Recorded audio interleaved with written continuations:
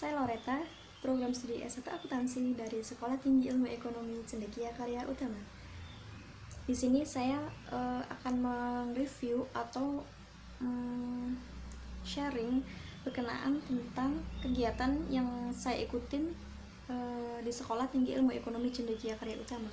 Kegiatan LAO atau Logistik Administrative Officer adalah salah satu program kampus yang wajib diikuti oleh seluruh mahasiswa semester 6 sebagai syarat untuk mengambil skripsi dan melakukan praktek kerja. Di sini saya mungkin ada beberapa video dalam 1 bulan ini yang akan saya unggah dalam YouTube saya berkenaan dengan review kegiatan saya mengikuti LAO. Oke, kesempatan kali ini saya mau sharing atau review tentang materi yang sudah saya dapat dalam pelatihan LAO batch 3. Modul pertama yaitu tentang logistik. Logistik itu secara umum dikatakan sebuah seni atau pergerakan suatu barang dari tempat A ke tempat B atau dari tempat satu ke tempat yang lain. Logistik bisa dikatakan sebagai seni karena dalam pelaksanaan kegiatannya adalah melakukan pergerakan barang dari tempat A ke tempat B atau juga dari dalam negeri maupun luar negeri, misalnya kegiatan impor atau ekspor seperti itu. Nah, contoh sehari-hari yang bisa kita ambil dalam logistik ini sebenarnya udah sering kita temuin di lingkungan sekitar kita seperti Gojek, kemudian Gokar, GoGrab dan sejenisnya, maupun logistik dalam pengiriman barang, misalnya ada Tiki, ada JNE, ada JNT, ada Pos dan lain sebagainya. Nah, di sini kenapa contoh-contoh yang saya sebutkan tadi disebut dengan logistik? Karena logistik itu kan dasarnya menyalurkan barang, mengirimkan barang, dan memindahkan barang. Nah, jika misalnya saya seorang driver Gojek atau Gokar atau kurir lah, nah pastikan kita akan memikirkan gimana caranya saya bisa memindahkan customer A dari tempat A ke tempat B, atau bagaimana caranya kita bisa memindahkan barang A dari tempat A ke tempat B. Dengan begitu, perpindahan dari titik A ke titik yang lain itu adalah dinamakan dengan logistik. Contoh lain, kita melihat ke belakang metode logistik sebelum masa modern seperti sekarang. Kalau dulu itu si pihak customer atau si pihak pembeli itu bakal menyesuaikan bisnis yang ada. Misalnya kita harus pergi belanja ke toko A misalnya. Nah, itu kita harus menempuh jarak yang mungkin dikatakan kita juga membutuhkan transport, dan kita butuh untuk memenuhi kebutuhan itu kita harus menuju ke tempat tersebut. Nah, beda dengan keadaan yang sekarang, dengan keadaan yang modern sekarang. Sekarang semua sudah dipermudah dengan adanya teknologi termasuknya ya. Kita mau beli barang atau kita mau pergi ke suatu tempat, kita sudah dipermudah dengan adanya aplikasi-aplikasi. Seperti kita mau misalnya mau pergi ke suatu tempat, kita udah bisa pesen Gojek, kita udah pesen Gokar atau GoGrab.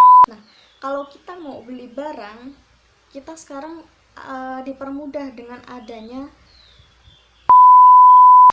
metode online. Misalnya kita bisa belanja online. Di situ kita bisa menyesuaikan kebutuhan kita. Kita nggak perlu, kalau yang melihat metode logistik yang lalu, kita pasti akan capek-capek jauh-jauh datang ke toko tersebut, terus kita pilih-pilih barang, kita antri. Nah, sekarang kayak gitu tuh nggak usah dipakai. Jadi sekarang udah zamannya modern dan logistik sudah menyebar di seluruh lingkungan Indonesia ataupun ke mancanegara.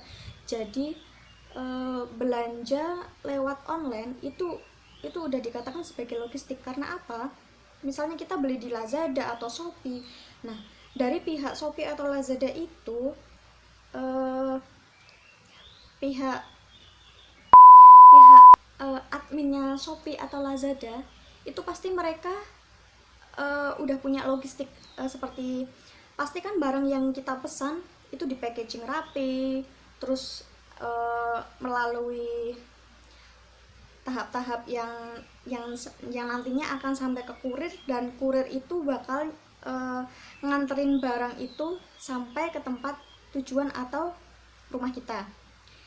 Nah, jadi bisa diartikan bahwa logistik itu adalah seni. Jadi bagaimana sih caranya kita itu bisa menyalurkan barang ini, memindahkan barang ini, tapi tetap dengan memperhatikan packaging atau kemasan. Jadi misalnya saya pesen barang dari Jakarta atau Bandung, nah itu kan konteksnya jauh dari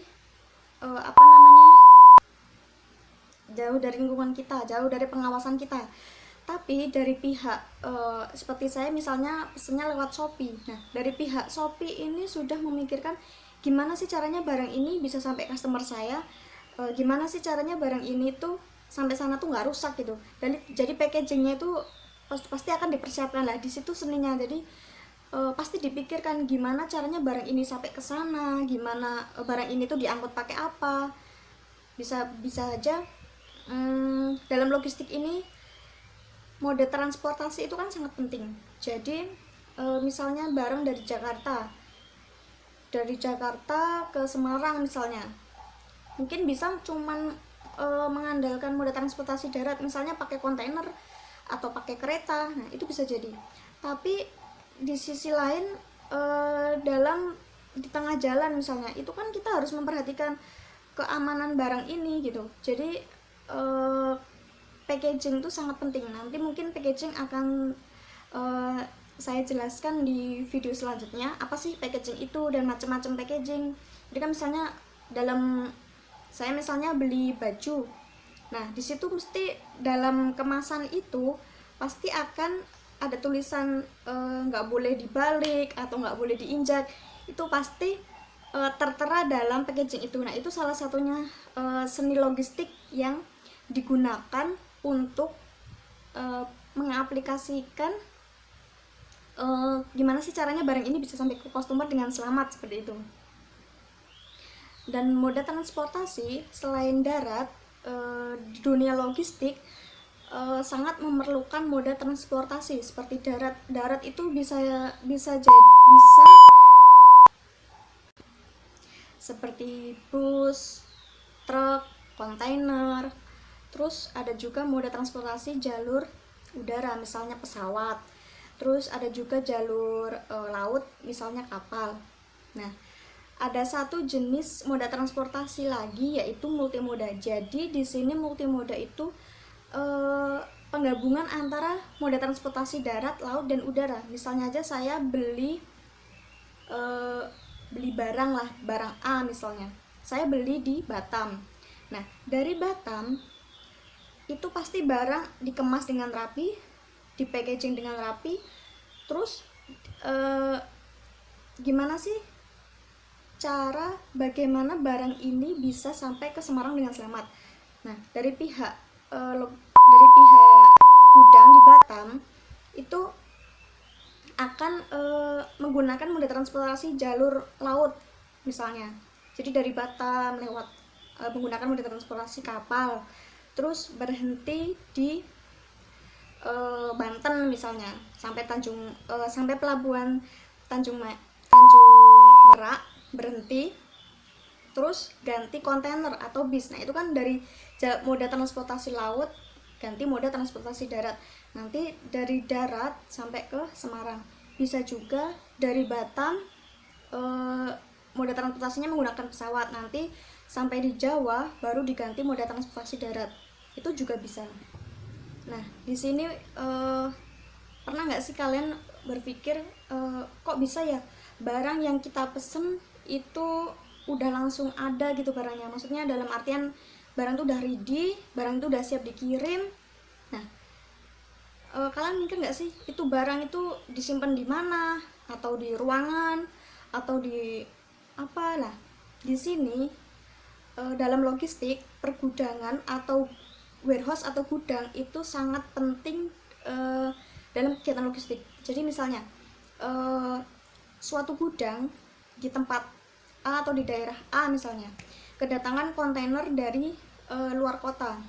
Kontainer datang, barang diproses, dokumen-dokumen dicek, dan barang diturunkan disesuaikan dengan dokumen yang ada barang itu tadi. Terus kemudian barang itu tadi disimpan di gudang, dipelihara di situ sampai akhirnya dari pihak perusahaan yang kerjasama dengan gudang itu, ada customer yang menginginkan barang itu, misalnya ada customer yang mau beli barang itu. Nah, dari pihak gudang, dari pihak administrasi itu akan melihat gimana caranya barang yang datang itu bisa keluar duluan. Nah, ini bisa disebut salah satu metode FIFO, first in first out. Jadi satu masuk satu keluar. Nah, ilmu FIFO ini ternyata nggak cuman ada di ilmu akuntansi atau mata kuliah akuntansi yang pernah saya tempuh. Ternyata di logistik ini juga ada metode-metode yang seperti itu, kayak FIFO, LIFO, itu ternyata digunakan dalam kegiatan logistik dalam pergudangan. Jadi fungsi dari adanya FIFO dan juga LIFO, left in first out, ini tuh sangat berperan penting dalam kegiatan logistik. Jadi misalkan kontainer tadi datang, barang datang, didata, terus ditaruh di racking atau udah di slot-slot di dalam gudang.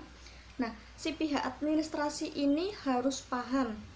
Jadi misalnya besok ada pengiriman pagi. Nah, sore hari ini itu si pihak administrasi itu harus paham. Jadi barang yang mau dikirim buat besok itu tuh harus disiapkan dari sekarang, karena nggak mungkin besok pagi-pagi si driver kontainer ini udah mau berangkat ngirim barang tapi barang belum disiapin. Nah, itu pasti semua akan kacau. Jadi peran pihak administrasi yang dalam gudang itu juga sangat berperan penting dalam mengelola gudang. Jadi jangan sampai barang yang akan dikirim itu jadi terlambat hanya karena lupa menaruh posisi barang. Jadi ya seperti tadi, metode FIFO dan LIFO itu sangat berperan penting. Jadi barang masuk pertama ya harus dikeluarkan pertama, jangan barang masuk pertama terus ditumpuk-tumpuk gitu kan, terus nanti waktu mau packing itu jadi susah nyari. Nah, itu bisa jadi gudang itu nggak akan dipercaya oleh customer atau oleh pelanggan karena nggak efektif dan buang-buang waktu, nggak efisien. Oke, satu contoh lagi, gudang. Kalau kalian mungkin bingung ya mikir gudang itu luasnya seberapa sih, bisa nyimpen barang banyak banget, terus gudang itu dalamnya kayak gimana. Nah, kalian nggak usah jauh-jauh nyampe ke situ dulu, coba deh kalian lihat di rumah atau di kos-kosan. Nah, pasti kalian tuh ada kulkas tuh. Nah, si kulkas ini ibaratkan gudang kalian. Jadi misalnya saya atau kalian yang atau ibu-ibu yang mau masak, biasanya kan ngelis nih belanja apa, belanja ayam, telur, daging, sayur, atau cabai misalnya. Nah, barang-barang yang kalian beli ini nggak mungkin dong langsung kalian masukin semua ke kulkas. Nah, pasti kan nanti kan akan kacau, akan rusak gitu, karena nggak sesuai dengan storage-nya. Nah, begitu juga dengan gudang. Kita kembali ke gudang. Di gudang itu barang datang dari kontainer misalnya, itu kan satu kontainer itu belum tentu cuman hanya satu jenis barang, misalnya keramik. Nah, pasti di situ ada yang lain kayak kayu, keramik, atau makanan, bahan makanan kayak gitu. Nah, jadi kita tuh harus milah-milah dulu, mana sih yang dimasukin di freezer, mana sih yang masukin di bawah kulkas, mana sih yang diletakin di tempat telur, pasti kan telur. Nah, untuk yang di freezer pasti kan kayak daging, terus makanan frozen, ikan. Nah, itu pasti di freezer. Nggak mungkin kalian habis beli ayam tuh, habis beli ikan, langsung kalian masukin di tempat sayur, campur cabai. Nah, besok paginya waktu kalian mau masak itu pasti busuk semua, kan rusak. Dan telur habis kalian beli, nggak mungkin kan kalian langsung taruh di freezer, pecah nanti. Nah, jadi kalian habis beli barang-barang belanjaan tadi, itu ibaratkan kulkas itu adalah gudang kalian. Jadi kalian harus meletakkan barang itu sesuai dengan storage-nya, sesuai dengan racking atau tempatnya. Misalnya telur, langsung ditaruh di pintu kulkas, di atas tuh tempat telur. Terus di bawah tuh minum-minuman. Terus di freezer itu ada ikan, ada daging, ada makanan frozen. Terus di bawahnya lagi itu kalian bisa taruh tempat sayur misalnya. Nah, pengaplikasian kita ibaratkan kulkas ini gudang kalian. Jadi kelolalah kulkas kalian tuh seperti kalian tuh mengelola gudang. Jadi misalnya barang itu kan masuk kayak tadi tuh, nggak mungkin kalian langsung masukin semua, itu kan nanti kan akan rusak lah. Itu berpengaruh juga di gudang yang sesungguhnya.